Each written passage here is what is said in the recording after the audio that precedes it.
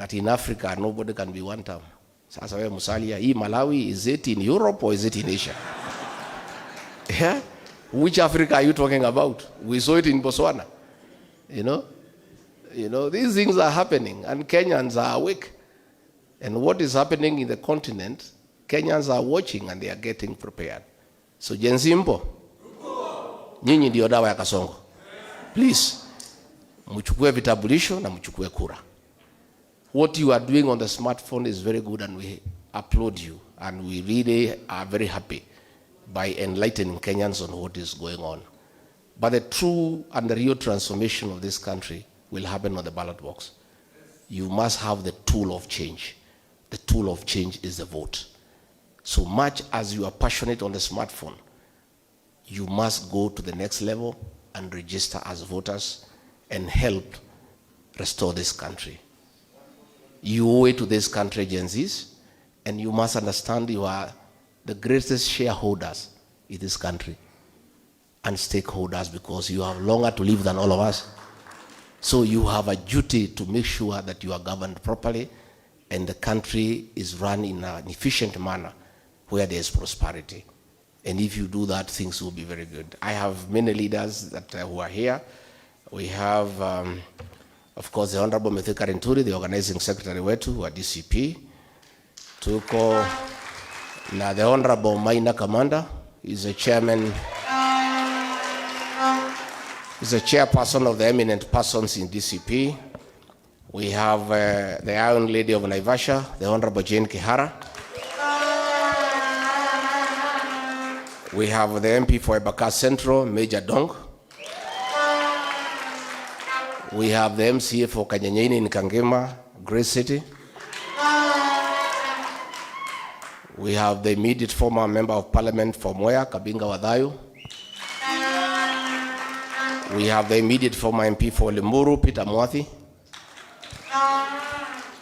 We have women rep aspirant for Kiambu, Masen Ongari. We have our Secretary for Economic Affairs in DCP, Dr. Peter Mbai. We have the MP for Tetu, Geoffrey Wandeto. We have the Mheshimiwa Karani, the MCA for Utawala. And thank you very much for coming. And then we have our leaders of Gen Z, DCP National Youth Leader, Wanjiko Thega. That young girl was charged with terrorism at the Kahawa courts. This little girl. You know, I don't know why Ruto anagoba mpaka wasichana kama hawa sasa. This little girl. What harm can this girl do to you? Ati afungwe mwaka 50. And then we have Kawanjiro, another youth leader pia. Alikuwa ameshtakiwa na terrorism. He was arrested by 300 DCI officers. Hii kijana mdogo huyu. So mimi, Honorable Mother, tunakushukuru. Sisi tuko pamoja. And we start together. And this thing we will deliver this country. This country will be delivered. Believe you me. Na musijali, pesa ni mingi ya kasongo ikuliwe. Si ndio? Ndovu isisikwe na nini? Na pembe. Bora tu hiyo pesa usichanganye na ile yako. Kwa sababu iko na damu ya Gen Z. Hii pesa ni ya kukuliwa sokoni na kulipa mashailok. Usinunue mbuzi, usipeleke mtoto nayo shule, iko na damu ya Gen Z. Lakini hapo sokoni ukule alafu muende nyumbani. Na I'm very happy watu ya Kiambu walienda kwa Kasongo wakabadilisha bei. Alikuwa analipa 3,000 wakabadilisha mpaka 10. Watu ya Meru wakafika huko wakasema ni 10. Watu ya Murang'a ni 10. Lakini ile wa Kiambu waliibiwa na waheshimiwa 4 wakapata 6. Na hiyo waheshimiwa wakasema hakuna shida kuibia mwizi. Wakasema si mtu ni mwizi, si ameibia wa Kenya, na hao wakaiba hiyo pesa. So ni wizi tupu ndio kitu naendelea Kenya, wizi. Pale Mbeere North, there is a by election in Mbeere North. Watu huko tumeongea na tumekubaliana. Tumesema nyinyi mkule maneno. mkufanya kama watu ya Kipipiri. Watu ya Mbere pale, the place is like Europe. Hata change hakuna. The currency in Mbere is 1,000. There is no change anywhere. The economy of Mbere North is on another level. You know, mzee moja amenipigia ameniambia alikuwa anachinja nguruwe moja per week.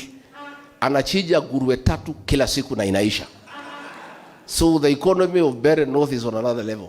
Lakini watu ya Mbere wameongea, wamesema waendelee kukula. Wakule. Uchaguzi ni ya 27th. On 24th at midnight tunafunga hoteli. Kura yote kwa Karis na Kasongo anyolewe. Najua huyu Kasongo hii pesa ameiba wa Kenya. Tumeambia wa Kenya tupangane vizuri.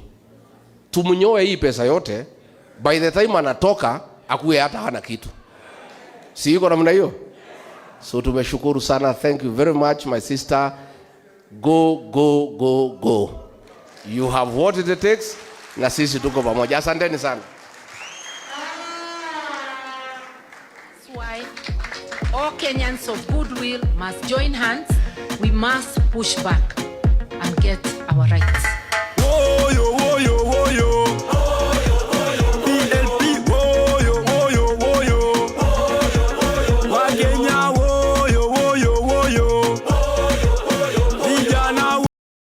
Ukisema ni Kalonzo, the eyes of William Ruto. No matter what station, it's only that They are seated. My friend, I call you Mr. Speaker, but it is none other but the Honorable Justin Muturi of the Democratic Party.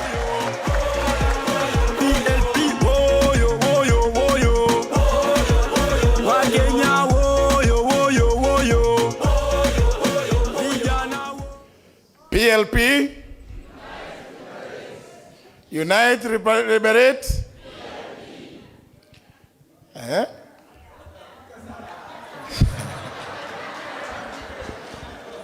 Haya.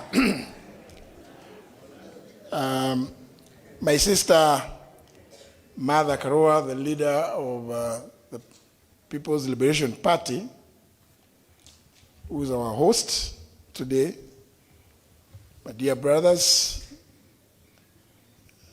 party leaders, Honorable Stephen Kalonzo Musyoka, Rigiji, and I think you may have to do some deed poll.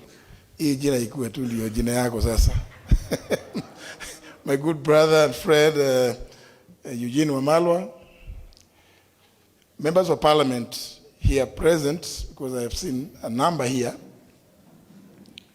including former members of parliament, delegates wa PLP. Nataka kuanza na jambo fupi sana,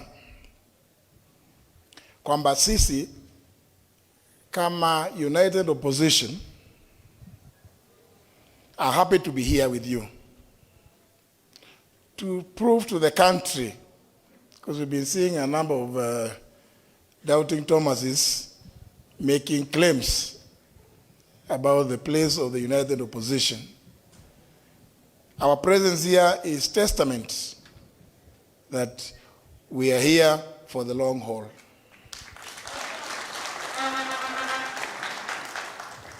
Mukituona hivyo, we are here for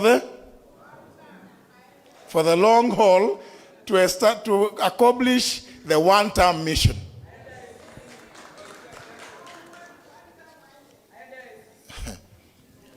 Na mimi kama vile the SG Asha amesema hapo awali, the United Opposition gave us some responsibility to address the issue of restorative justice to the many Kenyans who have suffered under the hands of William Ruto.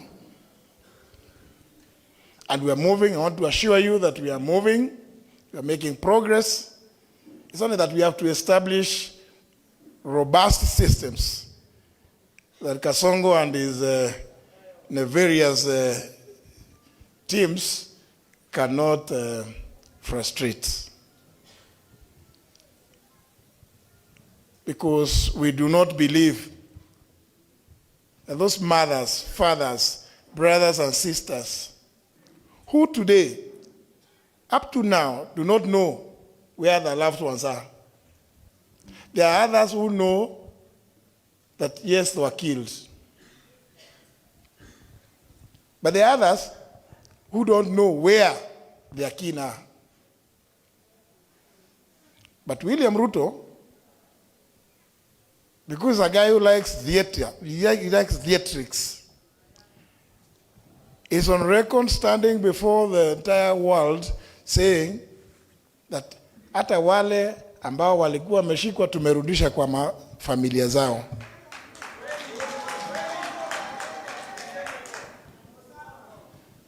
Tukamuuliza, kama umewarudisha unajua pahali walikuwa. Kwa hivyo unajua ni nani alikuwa amewashika. Na wale ambao wameua,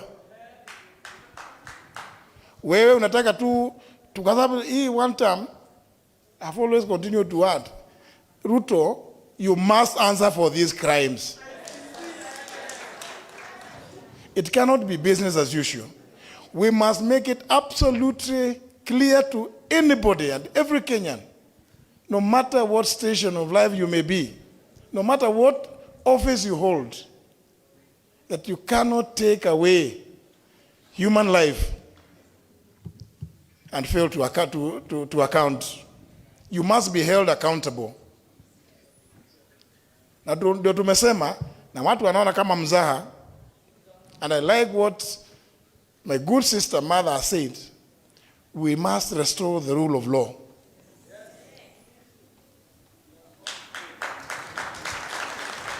It is not enough that we will actually, because I think you Kenyans,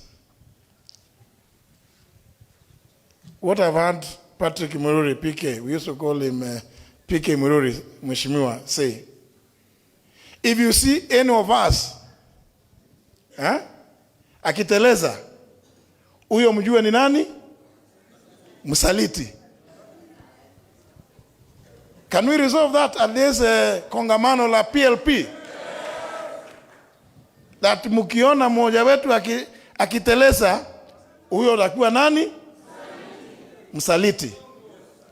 We want to tell you, we are united, and we don't want to be told by William Ruto ati ajenda ni gani. And I like what my brother Rigiji says.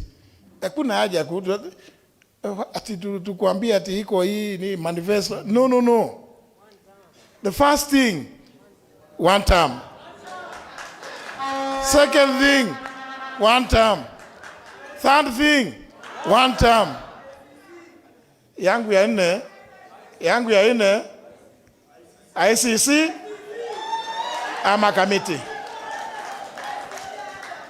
And I say that without any fear of contradiction, because what William Ruto has done to this country has never been done by any other leader. This place, State House, is supposed to be a seat of power, isn't it? Now it has become a campaign headquarters for William Ruto and his blood-based something? Blood-based government. It has become, he talks about Sokohuru, but Sokohuru iko hapa, isn't it? It has become the campaign headquarters here. In fact, I don't know whether they ever go to the headquarters ya chama.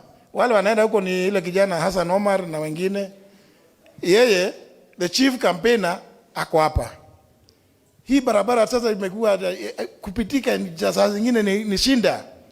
Kwa sababu mabasi za shule, watu kuja surely.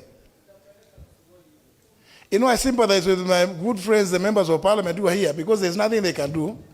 Budget zile walipitisha, hakuna pahali imeandikwa empowerment. Na nimekuwa nikitema, na let me repeat it here. Thank you, Mother, for inviting us. Let me say it here. When William Ruto started this thing they are calling SHA, Isoma bills. And I have a witness here in none other than Riggy G, tukiwa mkutano wa cabinet Kakamega. Wakati niletewa hizo mabill nikauliza mimi how do you allow me out AG ati weka sahihi ati tupitishe kabisa hiki kitu gani? Nikasema pana, it's not possible, it's never done that way. But you know, when you refuse to do something with the rule, and it's for good reason, you become incompetent in the eyes of William Ruto.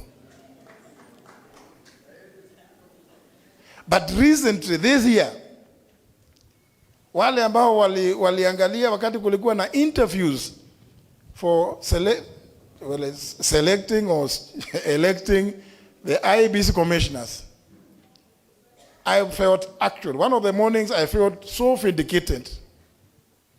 Because I was saying, I don't want to put my friend Riggy G as the only one to say he's aware that I refused.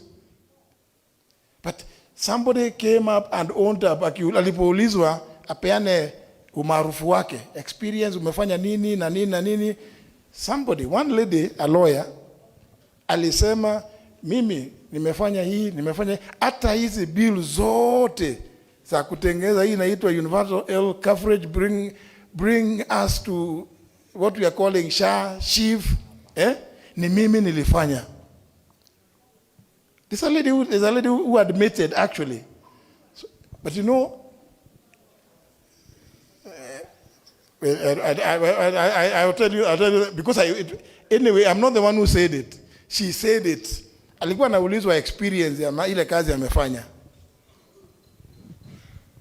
Surely, the things that William has committed this country to through that SHA, absolute nonsense. And many of these things are things that he does for purposes of optics. Hata hiyo siku hiyo alisema, no, JB unajua iko hii, tuliambia watu tutafanya hivi na nataka kwenda iko na mikutano huko Kamega, lazima niambie watu. Tunaanza universal health coverage.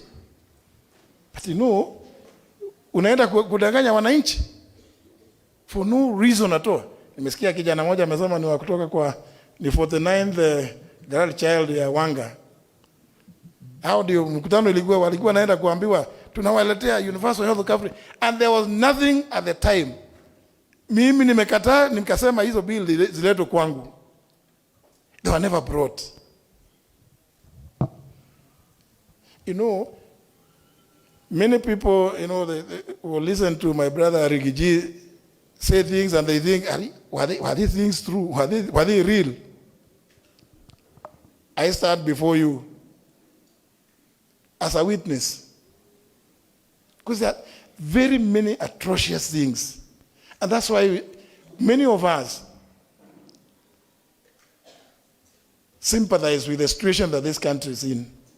And that's why I say, no matter what ambition we may have in ourselves, we must subordinate those ambitions to the greater good of this country and the well-being of the Kenyan people. Everybody who takes a state office swears by the Constitution that they will defend, protect, uphold the Constitution, among other things, to protect the dignity of the citizens of the Republic of Kenya. What does it speak of? When the same person who has sworn to do that stands in the public, asema piga risasi mguu. Asib kupigwa mguu ni, I mean, is it playing hockey? Ama ni nini? It is such as, ni kitu rahisi hivi, maisha ya binadamu imekuwa so cheap, atipiga risasi mguu, alafu apeleka hospitali. Ule kijana Rex Masai, ile risasi ilimpiga mguu, si alikufa. So William Ruto cannot escape being held accountable for the lives that have been lost during his term.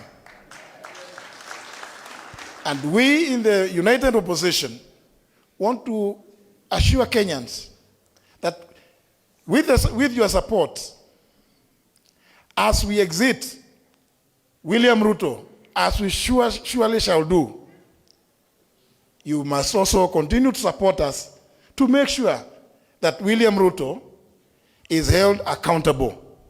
Na ile mali ya wananchi ambayo amepora, I don't want to say ati wale watu wamepora. I mean, watu wamepora, it is under his watch. If there are any other, anyway.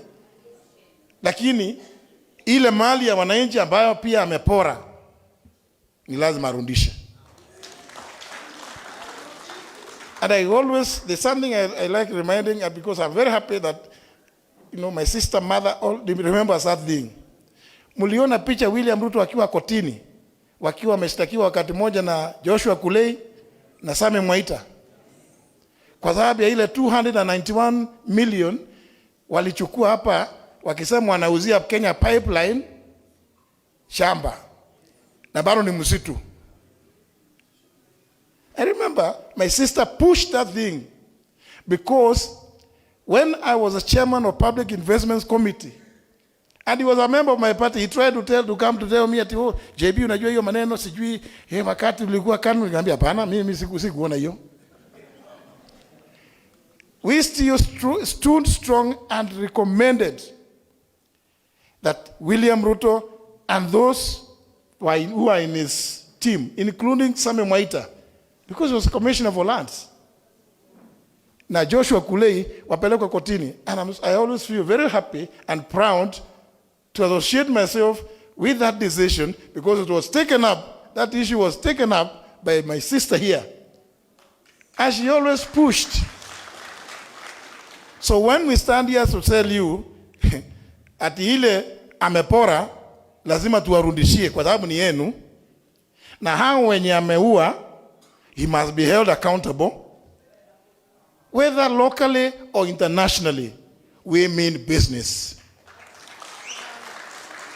I want to thank you. I want to stop at that point, but still congratulate you for holding your NDC, and congratulate my dear sister, mother, and say, we've heard you, and we've heard you loud and clear. Na tumesikia mambo yale mother ametuambia, what her presidency would entail.